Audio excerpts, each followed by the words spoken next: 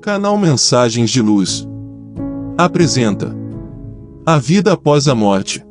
Os mistérios da desencarnação desvendados pelos espíritos, que relatam episódios verídicos, surpreendentes e emocionantes. Psicografia de Vera Lúcia de Carvalho. Episódio final. Somos espíritos.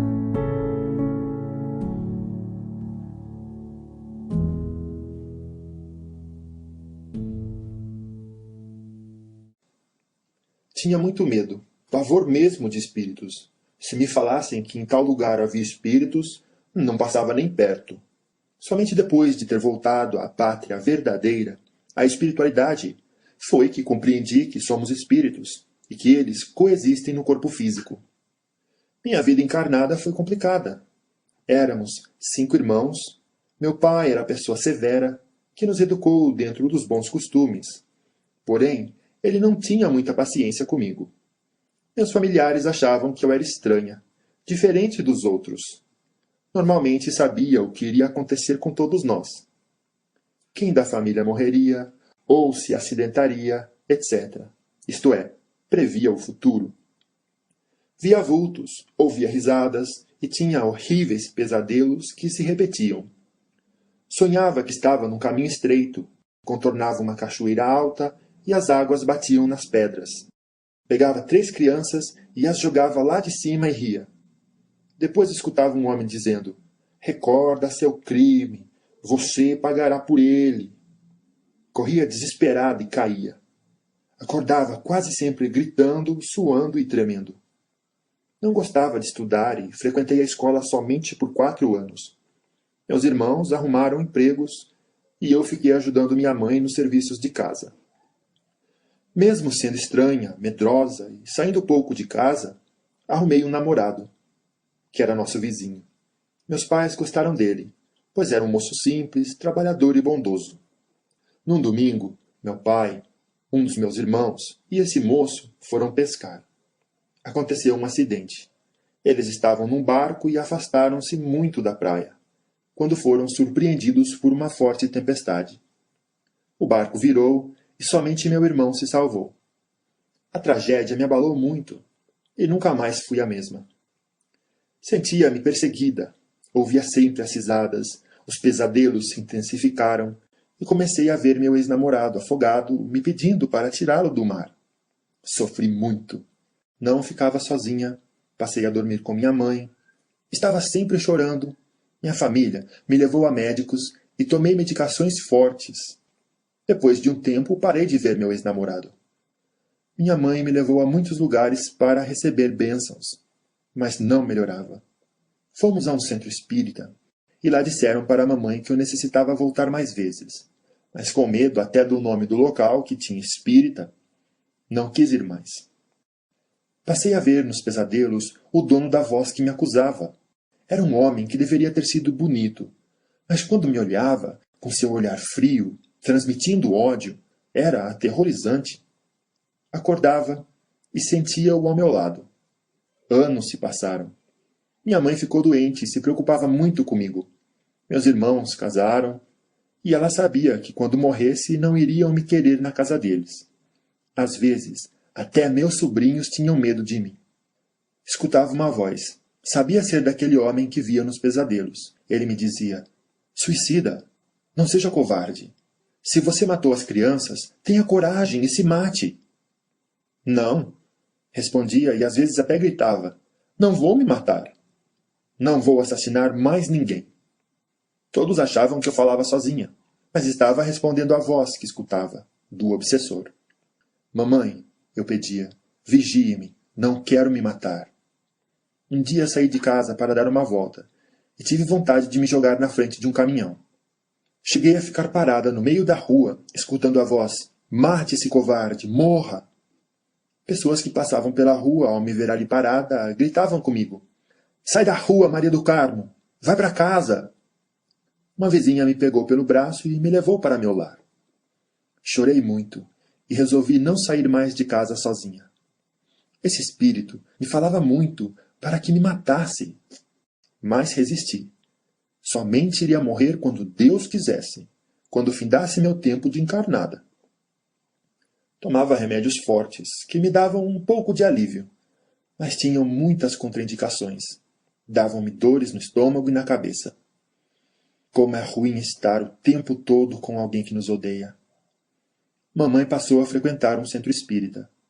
Melhorou de sua doença e eu também. Embora com muito medo eu ia às vezes com ela e comecei a me sentir melhor.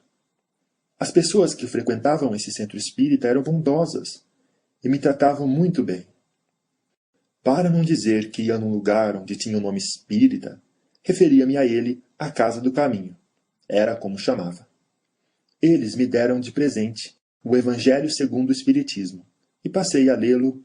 Gostava muito do capítulo Amai os inimigos e as orações pelos obsessores. Foi-me recomendado que perdoasse aquele desencarnado que me perseguia e lhe pedisse perdão.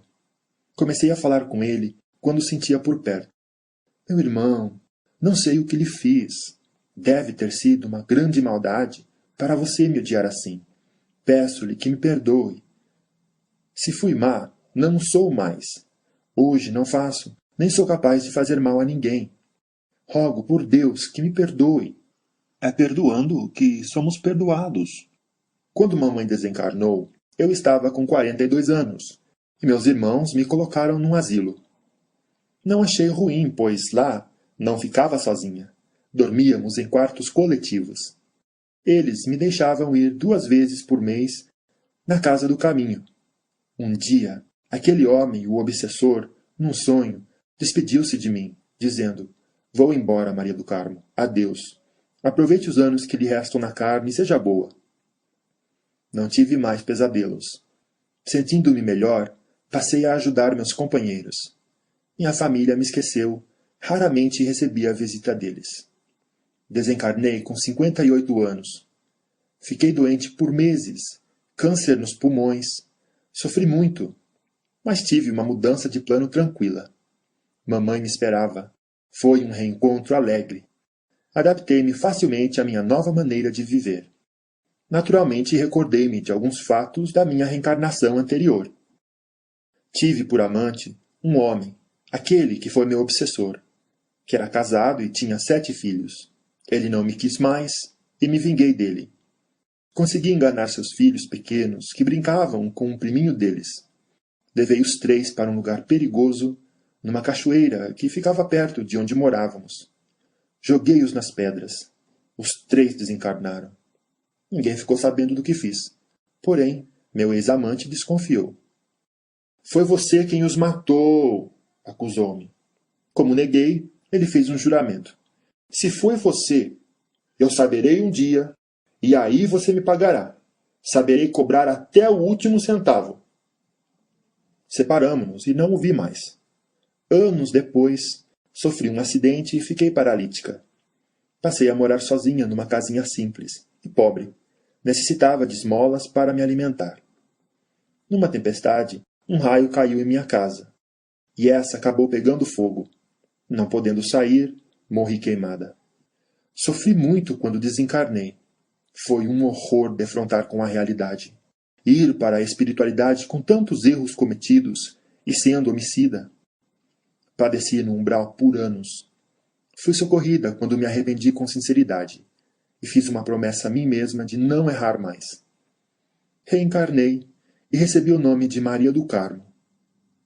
E esse que fora meu amante, o pai de 2 das crianças que assassinei, ao desencarnar, soube de toda a verdade, procurou-me. Encontrou-me encarnada e vingou-se obsediando-me. Vivi num envoltório físico atormentada. Quando começamos, mamãe e eu, a frequentar o centro espírita, os trabalhadores desencarnados de lá foram orientando-o, e aos poucos ele foi compreendendo que o ódio não é bom, que deveria perdoar e cuidar da vida dele, pois ele também errara, traíra a esposa, havia me iludido e depois me perseguido. Fiquei livre do seu ódio, mas não da reação de meus erros. Vivi sozinha, sendo incompreendida. Sofri muito com medo e por minha doença, o câncer. Desencarnei sem perceber. Tive uma crise forte e essa foi suavizando.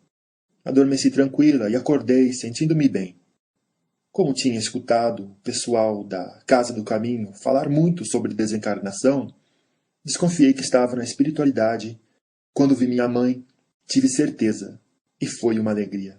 Mamãe, disse ao vê-la, o que será de mim agora? Será feliz, porque merece. Confiei na minha mãezinha e hoje sou feliz. Como também muito grata por termos a oportunidade da reencarnação. Desencarnar, tendo como bagagem os erros cometidos, é muito triste. Deixa-nos inseguro e com medo. Mas quando voltamos ao plano espiritual, sem erros, com algumas boas ações, esse retorno é agradável. Às vezes, perseguições como obsessões impulsionam as pessoas a melhorar seu caráter. Esse meu ex-amante me perseguiu, mas não me impediu de progredir. Quando me sentia adaptada, tivemos um encontro. Ele se preparava para reencarnar. Pedi-lhe perdão, perdoamo-nos e abraçamo-nos como amigos. Fui, quando encarnada, obsediada. E isso foi possível porque somos donos de nossos atos. Sentindo-me culpada, deixei que outro me cobrasse. Tudo o que fazemos, prejudicando o próximo, nos faz correr o risco deste não nos perdoar e nos perseguir. Estou estudando muito para poder fazer parte de uma equipe que ajuda tanto os obsediados quanto os obsessores. Quero, com carinho, auxiliá-los, motivando-os a se perdoarem. Hoje, acho engraçado o medo que eu tinha dos espíritos. Somos todos nós espíritos, esteja esse revestido ou não do corpo físico. Maria do Carmo.